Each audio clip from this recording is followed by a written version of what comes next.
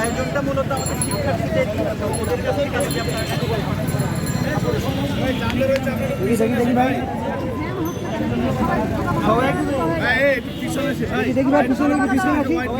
সামনে এত কলেজে যাইতে পারে না তো ভাই, এত ক্লোজ নিয়ে ভাই, এত কলেজে যাইতে হবে ভাই, এত ক্লোজ নিয়েন না। হ্যালো ভাইয়া, দেখি ভাইয়া,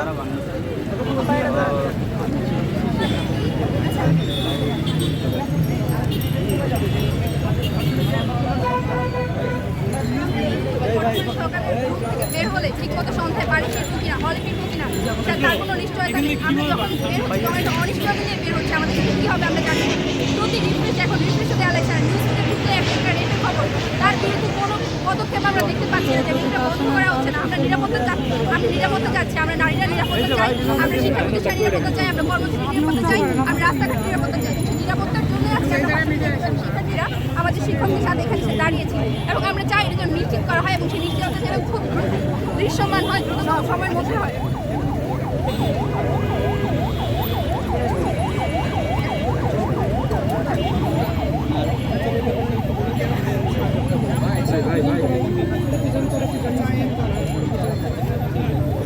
আমরা দ্রুততম সময় সর্বোচ্চ বিচার চাই, এবং ভাষা বিজ্ঞান বিভাগের শিক্ষার্থীরা আমরা আমাদের নিজেদের নিরাপত্তা নিয়ে অনিশ্চয়তা বোধ করছি, আমরা বাংলাদেশের নারীদের নিরাপত্তা নিয়ে অনিশ্চয়তা বোধ করছি।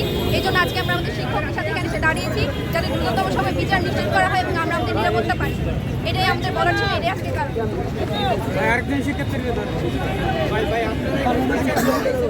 আমরা এই যে ধর্ষণের ব্যাপারটা, এই ব্যাপারটা হচ্ছে বাংলাদেশে অনেক বেশি নতুন, তেমন কিন্তু না।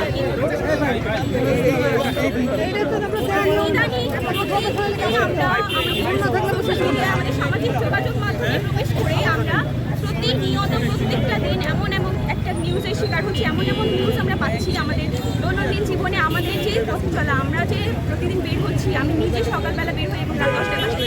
আমার পরিবার আমার প্রতিনিয়ত আমাকে বলে যে তুমি তো মানে আমাকে সাবধান হতে বলে, আমি তো এখানে সাবধানতা পাচ্ছি না।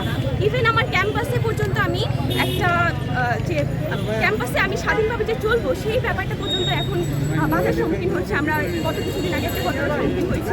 আমরা চাই এই ব্যাপারগুলো আমাদের শুধু ক্যাম্পাসে না, পুরো বাংলাদেশে যেন এই ব্যাপারটা বন্ধ হয়ে যায়, এবং ধর্ষণের যে ব্যাপারটা এবং স্টিচিংয়ের যে ব্যাপারটা, এটা আমরা প্রতিনিয়ত প্রত্যেকটা মেয়ে আমরা এটা সাফার করে আসছি ছোটোবেলা থেকে, এবং আমরা চাই এটার যাতে নিরসন হয়, এবং বর্তমানে যে সরকার আছে এই সরকার যেন এই ব্যাপারটাকে বেশি অতি গুরুত্ব সহকারে যাতে এই ব্যাপারটাকে দেখে, সেটাই আমরা চাই, সেটাই আমাদের দাবি।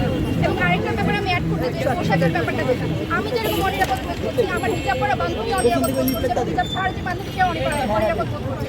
এই ধর্ষণের জন্য কোনোভাবেই পোশাকের কোনো দায় নেই, এবং পোশাকের উপর দায় নেই, সেই দায় এড়ানোর কোনো সুযোগ কারণ বিচার হতে হবে। এবং ধর্ষকদের এবং পটেনশিয়াল যে রেপিস্ট আছে, যাদের আশেপাশে আমরা দেখতে পাই, স্লাট শেমিং যারা করে, যারা আমাদেরকে যাটা বলে, পেশা বলে, রাস্তায় বের হলে ওড়নার জন্য, ওড়না পরার না পরার জন্য যাতা বলে, তা থেকে আমরা মুক্তি চাই। পটেনশিয়াল রেপিস্টের জন্য আমরা বিচার চাই, এবং তাদের যেন সর্বোচ্চ বিচার দেওয়া হয়, সেখান থেকে আমরা যে নিরাপত্তা পাই, সে বিষয়টা আমরা নিশ্চয়তা চাই। কি বলছি দর্শক